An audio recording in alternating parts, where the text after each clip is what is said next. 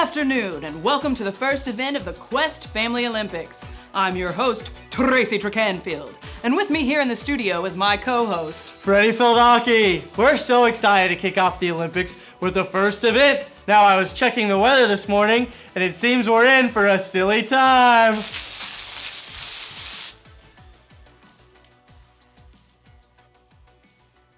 Speaking of the forecast, this afternoon we are taking part in Event 1. In just a few moments, we will watch a video about an old man who went on a long and sweaty walk.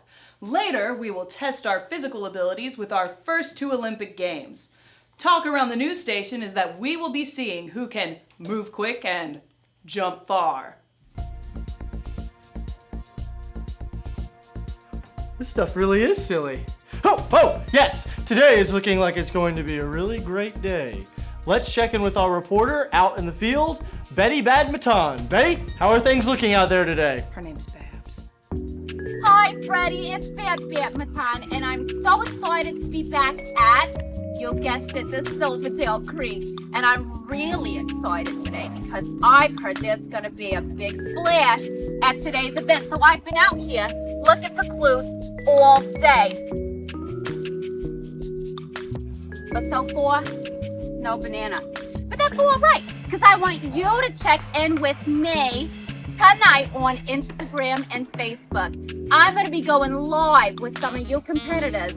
And if you want to showcase your family's talents, then use the hashtag SilverDaleKids. But until then, I'm going to be searching for more clues.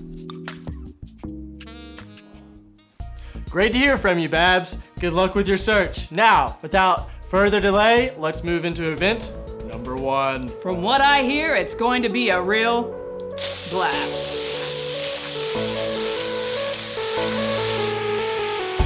The fight is on. I'll hold my ground.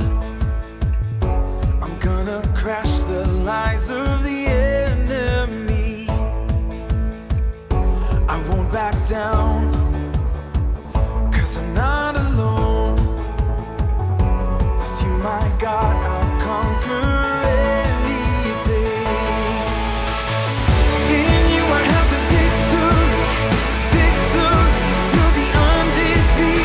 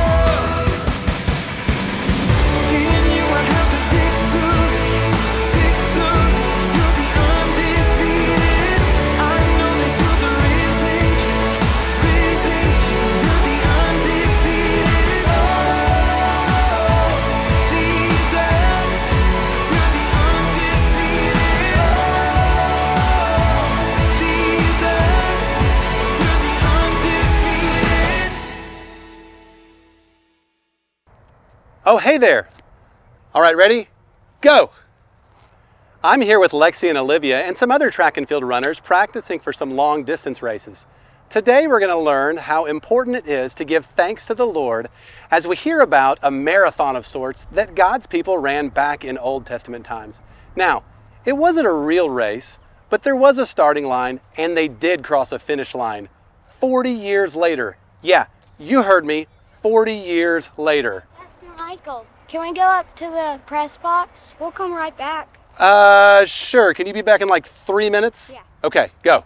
After 40 years, God led his people to the land he had promised them when they were slaves in Egypt. Now, looking ahead to their futures, they were reminded of their past when they couldn't go where they wanted to go. And their lives were terrible. But God answered their prayers and sent a man named Moses to ask the king to let them go. And finally, after 10 horrible things, plagues, that God made happen to the Egyptians, well, but not to his people, the king said, "Get out of here, right now." So 1 million people packed up in the middle of the night and began quite a marathon. We're finished yet? We're done yet. Seriously? You've been running for like 5 minutes. Anyway, everything was going okay until it wasn't. The king sent his soldiers to recapture the people, and then, with the army behind them, they discovered the Red Sea in front of them. Big problem, right? Wrong. God just parted the water so they could cross over to safety on dry land. What lane do I run in? That one right there. Okay, thanks. So God led the people. Excuse me, is there a water cooler? We're tired and hungry. Yes, there is. It's right over there. You can go help yourselves. So God knew his people needed water and food too, and he provided both. Every day he sent quail and bread called manna to their camp. Every day for 40 years, God took care of his people as he led them through the wilderness and brought them to the land he had promised them. Are we done yet? Just one hurdle was left on their marathon journey, the Jordan River. Crossing that river was going to be a big deal, and God wanted his people to remember all he had done to bless them. Y'all check out this video while I check on my people. After Moses died, God told Joshua to prepare the people to cross over the Jordan River and enter the land that he was giving them. He commanded him to be strong and courageous. So Joshua told the people to get ready, and they obeyed Joshua just like they had obeyed Moses. The Ark of the Covenant, a symbol of God's presence and power with the people, was to be carried by priests who would lead the way. And when they reached the edge of the river, they were to step into it and stop. It was harvest season, and the river always overflowed its banks at this time of year. But the priests did just as they were told, and as soon as they did, the water flowing downstream stopped and stood still. The river was completely cut off, and all the people crossed on dry ground. After everyone had finished crossing, God told Joshua to choose 12 men from the people, 1 man for each tribe, and have them take 12 stones from the middle of the river. These stones were to be used to build a memorial so that in the future the people and all their children would remember what God had done and how he had blessed them. Then the priests carrying the Ark of the Lord's Covenant came up out of the river, and as soon as their feet stepped out on solid ground, the water resumed its course, flowing over the banks as before, just as he had done 40 years earlier when his people had crossed the Red Sea on dry ground. God reminded these people of his great power and love for them, and of all the ways that he had blessed them. Wow, that really was a marathon journey for God's people. I can only imagine how they must have felt walking across the dry riverbed. It must have been scary. I would have sprinted across for sure. But you know, even though life can be scary, we don't have to be afraid. God promised to be with Joshua and the people, and he promises to be with us today too. It's true. The Bible is full of promises from God. He promises to always be with us and to never leave us. He promises to give us everything we need just when we need it. Everything. Always. And God wants us to be grateful for all He does. In fact, it's so important that give thanks is the most repeated command in the Bible. And I've discovered that when I focus on God's blessings and power, my problems don't seem big after all. Well, not compared to how big God is anyway. So I'm going to make it a point to give thanks to the Lord every single day and try to look at things the way I think He sees them. Well, for example, some people would look at my water bottle and say it was half empty. I'm going to choose to see it differently, to say it's half full, not half empty. See the difference? It's pretty simple, really, because I know I can trust God for the things I need. And right now, I need to round up my people and head out. Have fun with your people, and remember to give thanks to the Lord today and every day.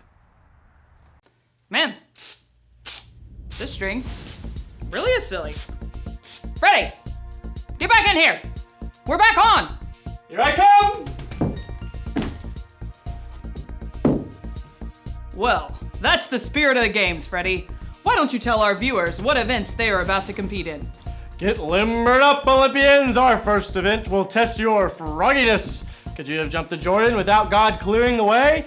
Doubt it, but let's try anyways. Event 1 is all about jumping as far as you possibly can. That's right, Freddy. Now, as the people of Israel crossed the Jordan, they had all kinds of precious cargo. Dogs, gold, spaghetti, ice cream, cozy blankets, Disney Plus. No, nothing like that. Some of these things God had given them, and they had to be carried in a very specific way. Like the way I hold my Bible, on top of my head, like this? Sure, but no. They had this thing called the Ark of the Covenant, where God would come and speak to His people. And just like it had to be carried very specifically, Event 2 will test your ability to do the same at a high speed. We hope you're as excited as we are. In fact, I'm already feeling pretty sweaty.